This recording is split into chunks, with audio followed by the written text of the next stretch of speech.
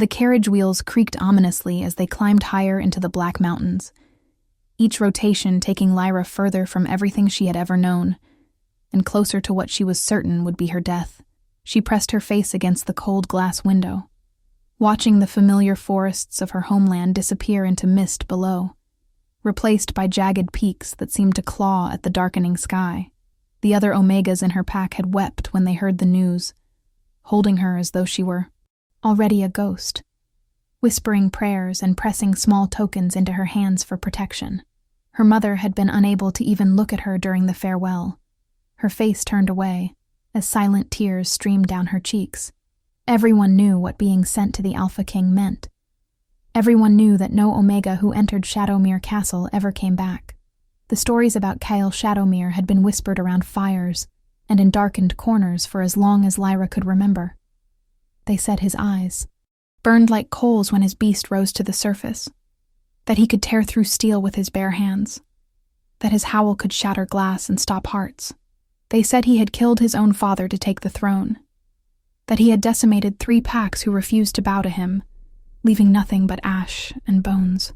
Most terrifying of all were the stories about his companions, the Omegas sent to him as tributes or offered in political alliances. 7 had gone before Lyra, and 7 had died within. A year. Their bodies returned to their home packs in sealed coffins with strict orders never to speak of what had happened. The Alpha King accepted no refusals, tolerated no defiance, and showed no mercy to those who displeased him. Lyra had been chosen specifically for this fate by her own Alpha, Marcus Silvercrest, a weak and cowardly leader who had badly mismanaged their pack's resources and nearly started a war with a neighboring territory. When the Alpha King's emissary had arrived, demanding recompense for the Silvercrest pack's violations of territorial treaties, Marcus had immediately offered what he thought would appease the fearsome ruler. An Omega. Not just any Omega, but Lyra, who was young and healthy and considered beautiful by pack standards, with unusual silver blonde hair and violet eyes that marked her as different. Marcus had presented her as a gift, a peace offering, a sacrifice to save his own skin and the rest of the pack from the Alpha King's wrath. Lyra had wanted to fight, to refuse, to run, but she knew that doing so would only bring destruction upon her entire family and everyone she loved. So, she had submitted, packed her few belongings, and climbed into the carriage that would carry her to her doom. The castle appeared suddenly through the swirling mountain fog, and Lyra's breath caught in her throat despite her fear. Shadowmere was massive and ancient, built from black stone that seemed to absorb light rather than reflect it, with towers that pierced the clouds and walls thick enough to withstand any siege. It perched on the edge of a cliff overlooking a valley so deep that the bottom disappeared into permanent shadow, connected to the mountain path by a single narrow bridge that looked like it had been carved from the mountain itself. Gargoyles lined the battlements, their stone faces frozen in expressions of eternal anguish, and the windows glowed with a strange amber light that made the entire structure look like a living creature watching her approach. This was a fortress built for war, designed to intimidate and dominate, the physical manifestation of the Alpha King's power and isolation. The carriage rolled to a stop in the main courtyard, and immediately the door was opened by a stern-looking beta male in dark formal attire who barely glanced at Lyra before gesturing for her to follow him. She gathered her single bag and stepped out onto the cobblestones, her legs shaky from days of travel, and her heart pounding so hard she thought it might burst from her chest. The air here was thin and cold, carrying the scent of pine and stone and something else, something wild and dangerous that made her Omega instincts scream at her to submit, to make herself small, to survive. The beta led her through a massive entrance hall with vaulted ceilings and walls lined with weapons and trophies from countless battles, then up a winding stone staircase that seemed to go on forever, finally stopping at a heavy, wooden door reinforced with iron bands. This would be her room, the beta informed her in a flat, emotionless voice, and she was to remain here until summoned by the Alpha King. Meals would be brought to her. She was not to wander the castle. She was not to attempt to leave. She was not to cause any trouble whatsoever. The rules were delivered like a prison sentence, and when the beta left, Lyra heard the distinct sound of a key turning in the lock from the outside. She was not a guest here. She was a prisoner, a possession, a thing that had been delivered for the Alpha King's use. She sank onto the bed, which was surprisingly comfortable despite everything else, and finally allowed herself to cry. Quiet sobs that she muffled against the pillow, so no one would hear her weakness. 3 days passed in isolated silence. True to the beta's word, meals appeared at regular intervals, slid through a small opening in the door by unseen hands, but no one came to speak with her or explain what was happening, or when she might meet the fate everyone assured her was coming. Lyra spent the time exploring every inch of her room, which was larger and better appointed than anywhere she had ever lived, with a massive fireplace that was kept constantly burning, shelves filled with books in languages she could not read, and a window that offered a breathtaking view of the mountains that would have been beautiful if they had not represented the impossibility of escape. She tried to read the books, tried to distract herself, tried to prepare mentally for whatever horror awaited her. But mostly she just sat by the window and watched the sun rise and set over peaks that seemed utterly indifferent to her fate. On the 4th night, everything changed. Lyra woke suddenly from a fitful sleep, her omega senses screaming danger even before her conscious mind understood why. The full moon was rising outside her window, massive and blood red, and somewhere in the castle she could hear a sound that made her blood run cold. It was a howl, deep and resonant, and filled with such anguish and rage that it seemed to shake the very stones of the castle, followed by crashes and roars that spoke of something massive and powerful, and completely out of control. The servants she had glimpsed through her door during mealtimes were running through the corridors, their footsteps frantic, their voices raised in alarm. Something was very wrong, and every instinct Lyra possessed told her that it had to do with the Alpha King and whatever beast lived inside him. She pressed herself against the door, trying to hear what was happening, and was shocked when the handle turned easily in her hand. Someone had forgotten to lock it in the chaos, or perhaps had left it open intentionally, and Lyra knew she should stay put, should follow the rules she had been given. But she could not stop herself from stepping into the corridor. She needed to understand what was happening. She needed to see the monster everyone feared. She needed to know what fate awaited her. Following the sounds of destruction, Lyra made her way through the castle's twisting passages, downstairs and through halls, until she found herself in what appeared to be a massive training arena deep in the castle's lower levels. What she saw there would be burned into her memory forever. The arena was in ruins, with training equipment torn to pieces, deep gouges in the stone walls, and scorch marks that suggested fire or lightning or some other destructive force. In the center of it all stood a massive wolf, easily twice the size of any shifter Lyra had ever seen, with fur as black as midnight and eyes that burned with an unnatural crimson light. This was the Alpha King's beast, she realized, and it was magnificent and terrifying in equal measure, radiating such raw power that the air itself seemed to vibrate with it. But what struck Lyra most was not the beast's strength or size, but the anguish she could see in those burning eyes. This was not a monster reveling in destruction. This was a creature in agony, fighting itself, trapped in a nightmare it could not escape. The beast's head snapped toward her, and Lyra knew she should run, should hide, should do anything except stand there frozen in the doorway, but she found herself unable to move. Those crimson eyes locked onto her violet ones, and for a moment, time seemed to stop. She felt something shift inside her chest, a pulling sensation she had never experienced before, as though an invisible thread had suddenly connected her to the creature before her. The beast took a step toward her, then another, and Lyra's omega instincts screamed two completely contradictory messages. Run, because this creature could kill her without effort. Stay, because this creature would never hurt her. It made no sense, and yet she knew with absolute certainty that both things were true. Before the beast could reach her, several large beta males burst into the arena carrying what looked like specialized nets and restraints, and behind them came an older man with silver hair and sharp, intelligent eyes, who radiated authority despite not being an alpha himself. The man took one look at Lyra and his expression shifted from concern to something like wonder before he barked orders at the other men to stand down. He approached Lyra carefully, his movements deliberately non-threatening, and spoke in a gentle voice that seemed wildly out of place given the chaos around them. She needed to leave immediately, he said. She needed to return to her room and forget what she had seen. But there was something in his eyes, some calculation or hope, that made Lyra think he did not really want her to forget at all. The beast howled again, but this time the sound was different, less rage and more longing. And Lyra felt that strange pulling sensation grow stronger, without thinking, without planning, operating purely on instinct. She took a step toward the massive wolf instead of away from it. The silver-haired man made a sound of protest. The beta males tensed as if to intervene.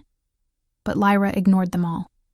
She walked slowly across the destroyed arena, her heart pounding, but her steps steady, until she was close enough to reach out and touch the beast that everyone feared. Up close, she could see that the wolf was trembling, its muscles locked in what looked like pain. Its breathing labored and desperate. Very slowly, Lyra raised her hand and placed it against the beast's massive chest, right over where she imagined its heart must be. The effect was immediate and dramatic. The crimson light in the beast's eyes flickered and dimmed, replaced by a startling amber gold that looked almost human. The trembling stopped. The labored breathing eased. And most shocking of all, the massive wolf leaned into her touch, a sound rumbling from its chest that was almost like a purr, its eyes closing as though her touch brought relief from unbearable agony. Lyra stood there, her hand against fur as soft as silk, despite looking coarse, and felt tears streaming down her face for reasons she could not fully explain. This creature was not a monster. It was suffering. It was trapped. It needed help that no one knew how to give. When the beast finally shifted back to human form, the transformation was both beautiful and terrible to witness. The massive wolf seemed to fold in on itself, bones cracking and reforming, fur receding to reveal skin, until a man knelt where the beast had been. He was perhaps the most striking person Lyra had ever seen, with jet black hair that fell past his shoulders, a face of sharp angles and masculine beauty, and a body that was all lean muscle and contained power covered in intricate black tattoos that seemed to move in the firelight. But it was his eyes that captured her attention, those same amber gold eyes that had replaced the crimson, now looking at her with an expression of such desperate hope and confusion that it made her heart ache. This was Cale Shadowmere, the Alpha King, the monster of legend, and he was looking at her like she had just saved his life. If you are enjoying this story of unlikely connection and hidden truths, please take a moment to like this video and subscribe to the channel for more supernatural romance content. Your support helps us bring these epic tales of destined mates and forbidden love to life. The silver-haired man, who introduced himself as Marcus the royal physician, quickly draped a cloak around Cale's naked form and began ushering everyone out of the arena with firm efficiency. Lyra found herself escorted back to her room, but this time the door was not locked, and Marcus promised that someone would come speak with her in the morning to explain everything. She lay awake for hours, replaying the scene in her mind, trying to understand what had happened and what it meant. The Alpha King was cursed. That much was clear, and somehow her presence or her touch had done something that others could not. The stories had been wrong about so many things, and yet they had been right about the danger. The beast was real. The power was real. The death that followed the Alpha King like a shadow was real. But the reasons behind it all were nothing like what anyone had believed. Morning came with a knock on her door, and Lyra opened it to find not Marcus, but Cale himself, standing in the corridor, dressed now in dark formal clothing that emphasized his commanding presence, his expression carefully neutral, but his eyes showing hints of the vulnerability she had glimpsed the night before. He asked if he could come in, and there was something almost hesitant in the request, as though he was not accustomed to asking permission for anything. Lyra stepped aside to let him enter, her mouth dry with nervousness, aware that she was completely alone with the most powerful and dangerous alpha in the entire Northern Territories. Cale did not sit down, or make himself comfortable. Instead, he stood by the window, his back to her, his shoulders tight with tension, and began to speak in a low voice that carried the weight of centuries of pain. What he told her over the next hour shattered every assumption Lyra had made about who he was and why she had been brought here. The Shadowmere line was cursed, had been cursed for 12 generations. Ever since his ancestor Aldrich Shadowmere had betrayed and murdered a powerful witch who had loved him. The witch's dying curse had been specific and cruel. Every Shadowmere Alpha would possess power beyond measure, would be strong enough to unite and rule all packs. But that power would come with a terrible price. The beast within them would grow stronger with each passing year, especially during the full moon, until eventually it could no longer be controlled.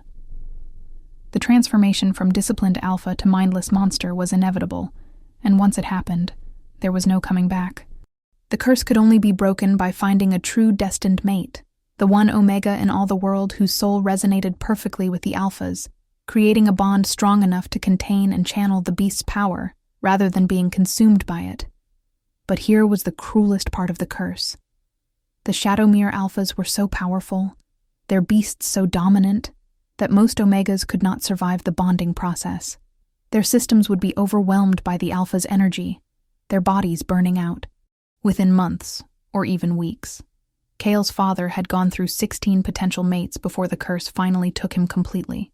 Kale himself had refused to subject anyone else to that fate, had deliberately isolated himself and spread terrible rumors to keep Omegas away, had resigned himself to dying the same death as all his ancestors before him. But something was different about Lyra. When she had touched his beast the previous night, something had happened that had never happened before. The pain had stopped. The rage had cleared. For the first time since his 15th birthday, when the curse had fully manifested, Kale had felt peace inside his own skin. Marcus believed, and Kale desperately hoped, that Lyra might be the true mate the prophecy spoke of, the one who could survive and even thrive with the bond. But completing that bond was dangerous, potentially fatal, and Kale refused to risk Lyra's life without her full understanding and consent. He was telling her all of this, now so she could make an informed choice. She could stay and attempt the bonding, knowing she might die in the process. Or she could leave, return to her pack, and Kale would make sure Alpha Marcus never bothered her again. The choice was hers, and hers alone. Lyra listened to all of this with growing understanding, and something unexpected. Sympathy. The Alpha King was not the monster everyone believed. He was a victim, cursed through no fault of his own, suffering alone because he cared too much about others, to risk their lives in a desperate gamble for his own salvation. He had let people believe terrible things about him to protect them. He had endured isolation and fear, and the certainty of a horrific death, rather than become the predator everyone accused him of being. Looking at him standing there by the window, this powerful alpha asking rather than demanding, offering freedom rather than chains, Lyra made her decision. She would stay. She would try. Not because she had no choice, but because she chose it freely. Because turning her back on someone who needed help was not something she could live with. The bonding process began that very day, under Marcus's careful supervision. It was not the immediate claiming bite that traditional Alpha-Omega bonds involved, but rather a gradual building of connection designed to let Lyra's system slowly adjust to Kale's power, rather than being overwhelmed all at once. They spent hours together each day, sometimes talking, sometimes simply being in each other's presence, allowing their scents to mingle and their energies to synchronize. Kale told her about his childhood, about growing up knowing he was cursed, about watching his father slowly lose himself to the beast and being unable to do anything to stop it. Lyra shared her own stories, about being different in her pack because of her unusual coloring, about feeling like she never quite belonged anywhere, about the crushing disappointment when she presented as Omega, rather than Alpha or Beta like her parents had hoped. As days turned into weeks, something beautiful began to grow between them. Lyra discovered that Kale was nothing like his reputation suggested. He was thoughtful and surprisingly gentle, with a dry sense of humor that emerged once he felt comfortable enough to let his guard down. He was an avid reader, his personal library containing thousands of books on everything from military strategy to poetry. He played chess with a strategic brilliance that left Lyra perpetually losing, but enjoying every game. He had a deep love for the mountains and wilderness surrounding his castle, and he took her on long walks through forests that felt ancient and sacred, pointing out plants and animals with genuine enthusiasm. He was, beneath all the power and fear and curse, simply a person who had been lonely for far too long. Cale found himself equally surprised by Lyra. She was not the fragile, submissive Omega stereotype he had been taught to expect. She argued with him when she thought he was wrong, refused to be intimidated by his authority, and had a wicked sense of humor that frequently caught him off guard and made him laugh in ways he had not laughed in years. She was curious about everything, asking endless questions about his pack, his duties, his history, genuinely wanting to understand, rather than simply accepting what she was told.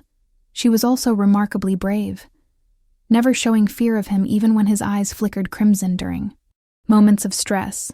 Instead, moving closer and offering comfort that somehow always worked to calm the beast inside him.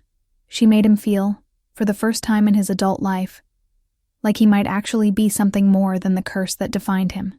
The next full moon arrived with both anticipation and dread. Marcus had warned them that this would be the real test. If the bond between them was truly forming, Lyra's presence should help Cale maintain more control during the transformation. If the bond was not strong enough, the beast would emerge fully, and Lyra would be in grave danger despite everything. Kyle wanted to lock himself away as he usually did, wanted to protect Lyra from any possibility of harm, but Marcus insisted that separation would defeat the entire purpose. They needed to face the full moon together, to let Lyra's calming influence work on the beast directly. As the moon rose, Lyra sat in the arena that had been specially prepared for this event, her heart pounding, but her resolve steady. She watched as Cale's body began to shift, saw the pain contort his features, heard the bones cracking and reforming, and felt every protective instinct she possessed screaming at her to go to him, to ease his suffering somehow. The transformation completed, and the massive black wolf stood before her once again, its eyes burning crimson. But this time Lyra did not hesitate. She walked directly to the beast, placed both hands on either side of its huge head, and looked directly into those burning eyes with no fear, only compassion and determination. The beast snarled, showing teeth that could tear her apart, but Lyra held steady, pouring every ounce of calm and acceptance she could muster through their developing bond. Slowly, impossibly, the crimson began to fade from the beast's eyes, replaced by that amber gold that meant Cale was still present, still aware. The beast's breathing slowed, the aggressive posture relaxed, and then, to Marcus's absolute astonishment, the massive wolf lay down at Lyra's feet and rested its huge head in her lap, a sound of contentment rumbling through its chest. Lyra sat there for hours, gently stroking the beast's fur, humming songs her mother had sung to her as a child, feeling the rightness of this connection deep in her bones. When Cale shifted back to human form near dawn, he was exhausted but coherent, aware of everything that had happened. And for the first time since the curse had manifested, he had retained his humanity through an entire full moon. The implications were staggering. Marcus immediately began researching the old prophecies with renewed energy, searching for any information about what made certain mates compatible with the Shadowmere curse while others were not. What he discovered changed everything they thought they knew. The prophecy spoke not just of a destined mate, but specifically of an Omega born under the blood moon with the blood of the old magic running through her veins. Lyra had been born during a lunar eclipse, what her pack called a blood moon, but no one had ever mentioned anything about old magic. Yet when Marcus began asking careful questions, Lyra remembered things that had always seemed strange. Her grandmother on her mother's side had been known as a healer, able to cure ailments that no doctor could explain. There were stories in her family about ancestors who could speak to animals, who seemed to know things before they happened, who were different in ways that made others uncomfortable. Marcus's theory was that Lyra carried dormant magical abilities inherited from some distant witch ancestor, and that magic was what allowed her to connect with and calm Kale's cursed beast in ways that normal Omegas could not. The bond between them was not just the typical alpha-omega mate bond, but something more powerful, something that bridged the supernatural and the natural, the cursed and the blessed. If this theory was correct, and if they could fully complete the bonding process, Lyra might not just help Kale survive the curse, she might actually be able to break it entirely. But completing the bond required the final step, the claiming bite, the intimate connection that would tie them together for life. And that step carried the greatest risk.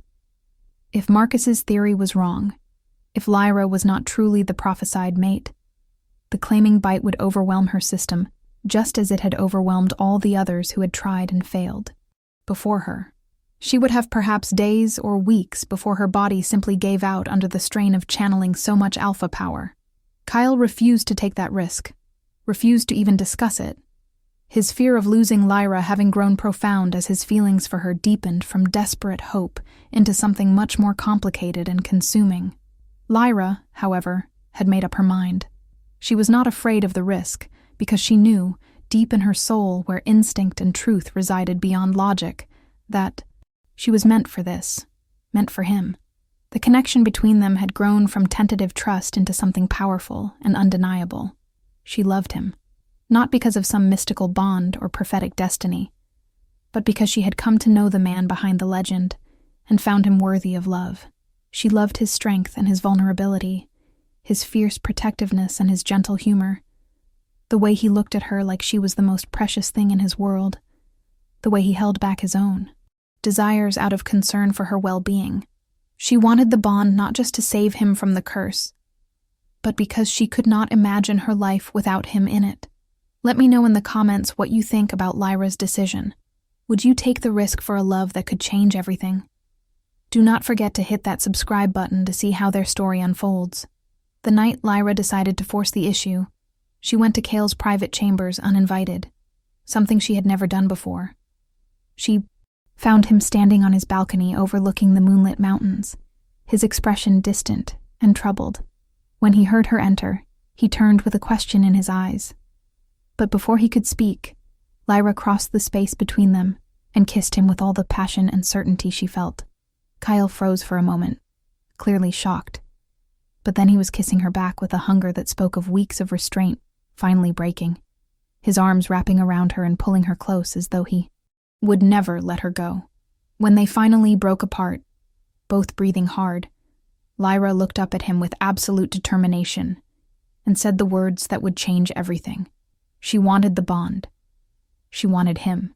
She was not afraid. And she was not going to take no for an answer. What followed was both the most beautiful and most terrifying night of either of their lives. The claiming was intense in ways neither of them had anticipated, a physical and spiritual joining that went far beyond anything in normal alpha-omega bonds. When Kale's teeth finally pierced the skin of Lyra's neck, marking her as his mate forever, power exploded through both of them like lightning in their veins. Lyra screamed, not entirely from pain, but from the overwhelming sensation of Kale's essence flooding into her, his strength and his curse and his very soul intertwining with her own.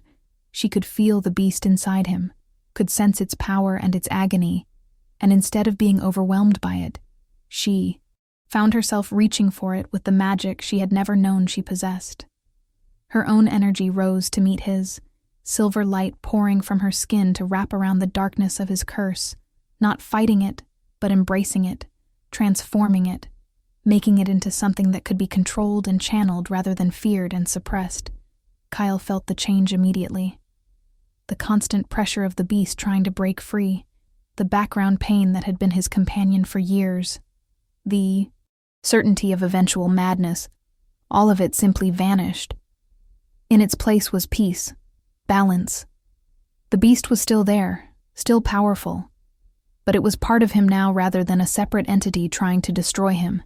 He could feel Lyra through their bond, her courage and compassion and surprising strength, her very presence acting as an anchor that kept him grounded in his humanity. They lay tangled together afterward, both shaking from the intensity of what had just happened. And Cale held Lyra, close while checking obsessively for any signs that the bond was hurting her, that her system was failing like all the others. But Lyra was glowing, quite literally glowing with a soft silver light that made her look like some kind of celestial being, and she had never felt stronger or more alive, or more certain that she was exactly where she belonged. Marcus confirmed the next morning what they both already knew. The bond had worked. The curse was broken, or at least transformed into something manageable. Lyra's magical heritage had activated fully during the claiming, and she now possessed abilities that would continue to develop over time.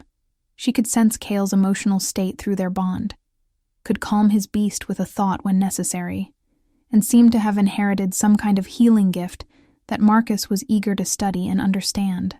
More importantly, she showed absolutely no signs of the physical deterioration that had killed previous potential mates. If anything, she seemed healthier and stronger than before, as though the bond fed her power rather than draining her life force. News of the successful bonding spread through the supernatural community like wildfire. The Alpha King had found his true mate. The curse that had plagued the Shadowmere line for 12 generations was broken. Packs that had kept their distance from Cale out of fear now sent envoys seeking alliance and friendship. Omegas who had been offered to him as unwilling sacrifices now received formal apologies and generous compensation. The reputation that Cale had carefully cultivated to protect others from his curse began to shift, and the real man underneath the terrifying legend was finally allowed to emerge. But not everyone was happy about these developments. Alpha Marcus Silvercrest, who had sacrificed Lyra expecting her to die and eliminate his debt to the Alpha King, was furious to learn that not only had she survived, but had become the most powerful Luna in the Northern Territories. He began spreading rumors that Lyra had used dark magic to trap the Alpha King, that she was dangerous and untrustworthy, that her unprecedented survival proved she was some kind of witch who had deceived everyone. Other alphas who had benefited from Cale's isolation and feared his full power, now that he was no longer slowly dying, began to whisper that perhaps the curse had not been broken at all, but simply transferred to his mate, that Lyra would eventually become the monster that Cale had been saved from being. These whispers and rumors might have remained harmless if not for a more serious threat that emerged from within Shadowmere Castle itself. One of Cale's trusted council members, an older beta named Silas who had served under Cale's father, revealed himself to be part of a conspiracy that had actively worked for years to ensure the Shadowmere curse was never broken. Silas and his co-conspirators believed that the powerful Alpha line needed to end, that no one should hold as much power as the Shadowmere kings possessed, and they had been secretly sabotaging every attempt to find a cure for the curse. They had been responsible for spreading many of the worst rumors about Cale, for ensuring that potential mates were psychologically traumatized before ever meeting him to make bonding impossible, and for concealing crucial information about the prophecy that might have helped earlier. When Lyra accidentally overheard a conversation between Silas and another conspirator discussing plans to poison her slowly to make it look like the bond was failing. After all, she realized the danger was far more immediate than anyone had suspected. She brought the information to Cale, who was devastated by the betrayal of someone he had trusted for decades, but who acted swiftly and decisively to root out the conspiracy. The confrontation that followed was brutal, with Silas and 5 other conspirators exposed and arrested, their plot to murder the Luna, and ensure the Shadowmere line ended with Cale laid bare for all to see. Some council members argued for execution, but Cale, influenced by Lyra's more merciful nature, chose permanent exile instead, stripping the conspirators of their rank and position, and sending them far beyond his territories with orders never to return under penalty of death. The conspiracy's exposure had an unexpected benefit. It forced Cale to reevaluate his entire court and governance structure, removing people who had been loyal to his father, but not to him, bringing in fresh perspectives and younger voices who were not invested in maintaining the old ways. Lyra found herself taking an active role in these changes, her outsider perspective and Omega insight valuable in ways that surprised everyone, including herself. She advocated for better treatment of Omegas throughout Cale's territories, pointing out that the traditional hierarchies often wasted potential by limiting what Omegas were allowed to do. She pushed for educational reforms, for better healthcare, for systems that would catch conspiracies and abuses of power before they became dangerous.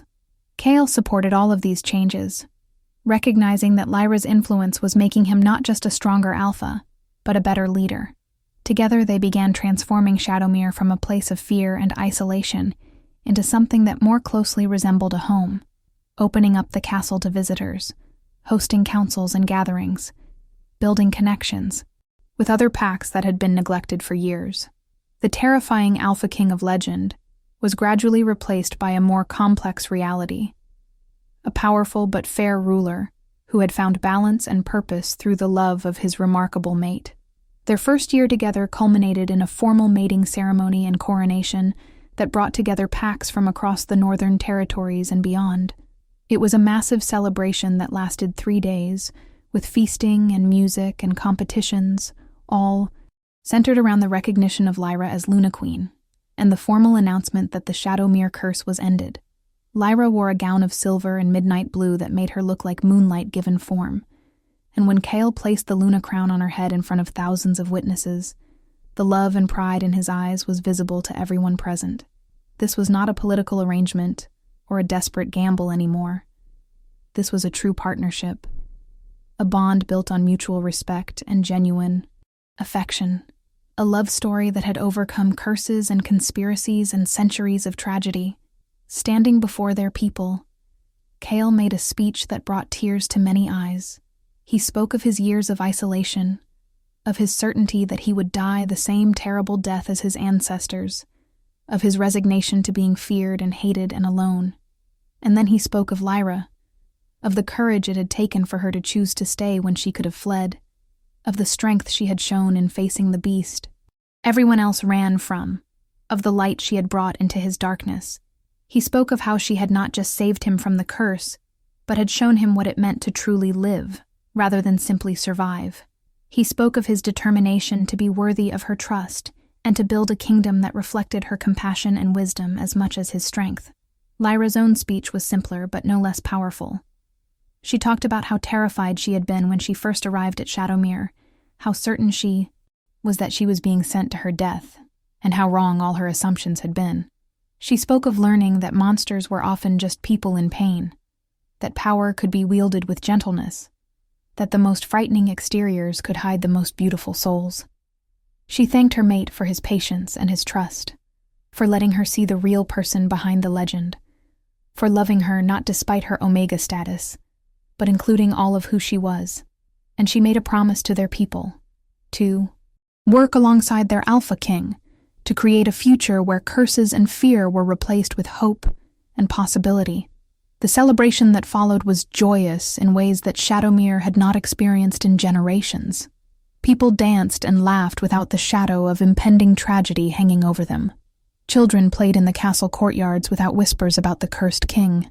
Omegas from various packs approached Lyra to share their own stories and to express gratitude for the changes she was bringing to their world. It felt like a new beginning, not just for Kale and Lyra, but for everyone who had lived under the weight of the curse's dark legacy. As the evening turned to night and the celebrations continued, Kale and Lyra slipped away from the crowds to a private balcony overlooking the mountains they both loved. The full moon was rising, and Kyle felt his beast stir in response. But instead of pain and rage, there was only a gentle acknowledgement of the moon's power. Easily, controlled, no longer a threat. Lyra leaned against his chest, his arms wrapped around her, and they stood in comfortable silence, watching the moonlight paint the mountain peaks in silver. After a long moment, Lyra spoke quietly, sharing news she had been waiting all day to tell him. She was pregnant. They were going to have a child. The Shadowmere line would continue, but this time without a curse, this time with love and hope, and a future that held promise instead of dread. Kale's reaction was everything Lyra could have hoped for.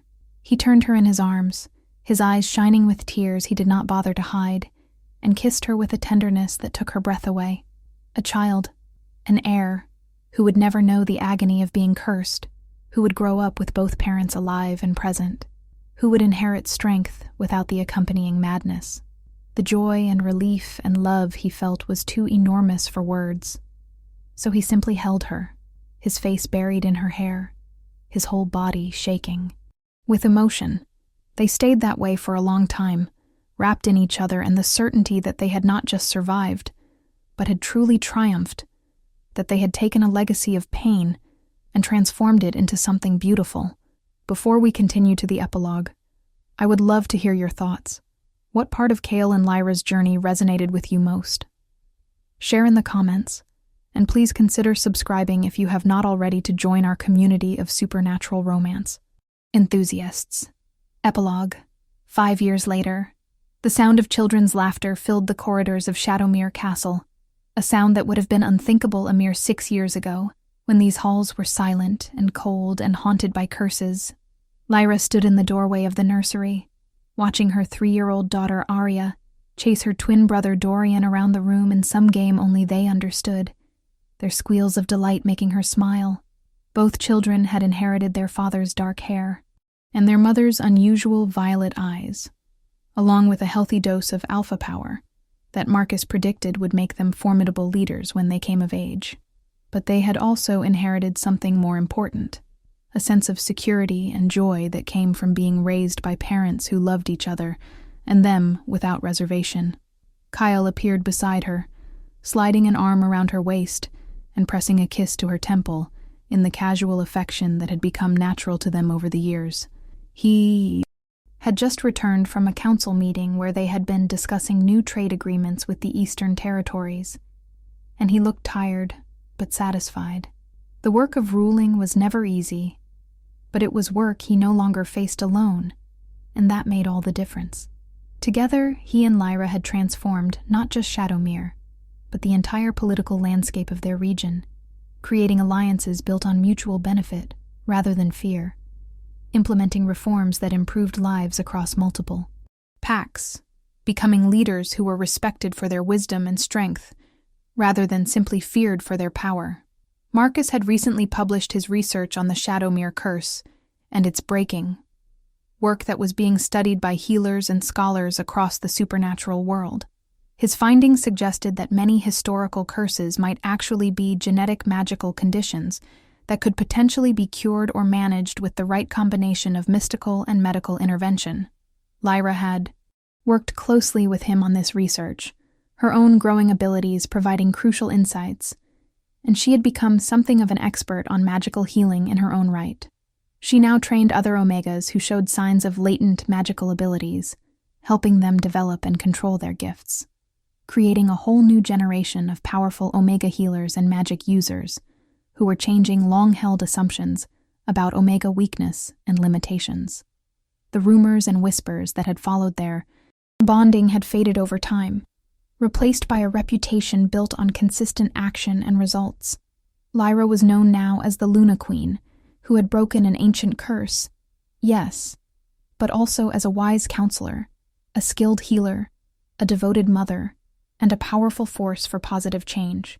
Kale was still feared when necessary, still the strongest alpha in the Northern Territories, but that fear was now tempered with genuine respect and even affection from those who knew him. Together, they had become the kind of leaders that inspired rather than intimidated, that brought out the best in their people rather than simply demanding obedience. Alpha Marcus Silvercrest had eventually been removed from his position by his own pack after his mismanagement, and cowardice became too much to tolerate. He had tried to seek an audience with Lyra, possibly hoping for some kind of mercy or forgiveness, but Lyra had declined to see him. Some wounds cut too deep for forgiveness, and being offered as a sacrifice by your own alpha was not something that could be simply forgotten. His pack now had new leadership, younger and more progressive, and they had become strong allies of Shadowmere under the new regime. Lyra occasionally thought about her old life, about the pack she had been born into, but she felt no nostalgia for it. Her real life, her true home, had begun the day she arrived at this castle expecting death, and found love instead. As evening fell, and the twins were finally coaxed into bed after 3 stories and multiple glasses of water and seemingly endless delays, Kale and Lyra retreated to their own chambers, seeking the quiet intimacy they both treasured after long days of duties and responsibilities. They had long since moved beyond the intensity of those early days when everything was new and desperate and uncertain. What they had now was deeper, richer, the comfort of partners who had weathered storms together and knew each other's souls completely. They made love with familiar passion, their bond flaring bright between them, and afterward they lay tangled together in the darkness, talking quietly about their day, their children, their plans for the future, the mundane details of shared life that were more precious than any grand gesture. Lyra traced the lines of Kale's tattoos with gentle fingers, these marks that had once seemed so intimidating now as familiar to her as her own skin. She could feel the beast through their bond, contentedly sleeping, no longer a threat, but simply part of who Kale was, strength waiting to be called upon when needed, but no longer straining against its bonds. The curse truly was broken, not just managed or controlled, but genuinely healed, and every day she felt grateful for the chance she had taken, the risk she had accepted, the love she had chosen. Looking at the man beside her, this powerful alpha who had been so alone for so long, now relaxed and happy in their shared bed, Lyra knew that every moment of fear and uncertainty had been worth it. Kyle was having similar thoughts as he held his mate close, breathing in her familiar scent, feeling her presence soothe him in ways nothing else ever could. He thought about the person he had been 6 years ago, resigned to a terrible fate, isolated by choice and necessity, expecting nothing from life except eventual madness and death. And now he had everything he had never dared to hope for. A mate who loved him, not despite the curse, but including all the darkness she had helped him transform. Children who would never know the agony he had lived with. A kingdom at peace. A future full of possibility instead of dread. He owed all of it to the courage of one Omega who had refused to run when any sane person would have fled, who had seen past the monster to the man underneath, who had chosen him when she could have chosen safety. The full moon rose outside their window, and both of them turned to watch it, remembering that first night when Lyra had touched his beast and everything had changed. Kale's eyes flickered amber gold in response to the moon's call. But there was no pain, no loss of control, only acknowledgement. The beast was part of him, would always be part of him. But it no longer defined him. He was so much more now. Alpha King, yes, but also mate, father, partner, leader, protector, friend. He was whole in ways he had never been whole before, and that wholeness was the greatest gift Lyra had given him. As they drifted toward sleep, wrapped in each other and the peace they had fought so hard to achieve, neither of them saw the soft silver glow that emanated from Lyra, the visible manifestation of her magic grown stronger over the years. Neither of them noticed the way that glow seemed to wrap around both of them, a protective shield woven from love and power and the unbreakable bond they shared. The castle that had once been a place of darkness and fear now radiated light into the mountains, a beacon of hope for anyone seeking refuge or alliance, or simply the knowledge that curses could be broken and monsters could be redeemed.